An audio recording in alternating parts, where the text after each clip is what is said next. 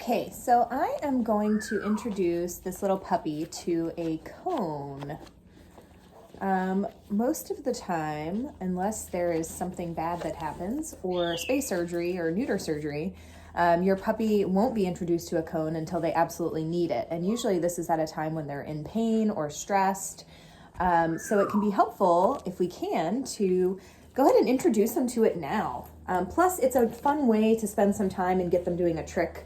Well, they think it's a trick. They don't realize that it's actually going to help them in their normal life. So I'm going to present it to her, and I've got a bunch of food in my hand, some of her kibble mixed with treats. And I'm going to hold the cone like this, and I'm going to present my hand inside it so that she has to be kind of baited through. You'll see what I mean here in just a second. Okay, so holding the cone at her face level, and the food is coming through. Good girl. Oh, good girl. And she is happily just shoving her head into it. No problem, right? So when she pulls her head out, that's perfectly fine. I just take the food away, and I might drop a few crumbs here and there. It happens. All right, present the cone.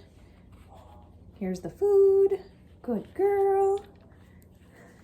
I wish I could have the camera from this angle so you can see her little face. Let me see. Let's see if I can. Okay, so she's going around it. That's not how it works. Here we go. Good girl. Okay, ready? Good girl. So she's poking her little face through. Oh, good puppy. Good puppy.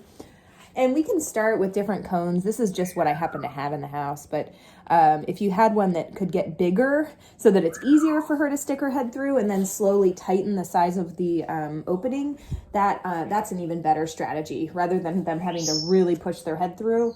But she is pretty resilient so far here. Good girl.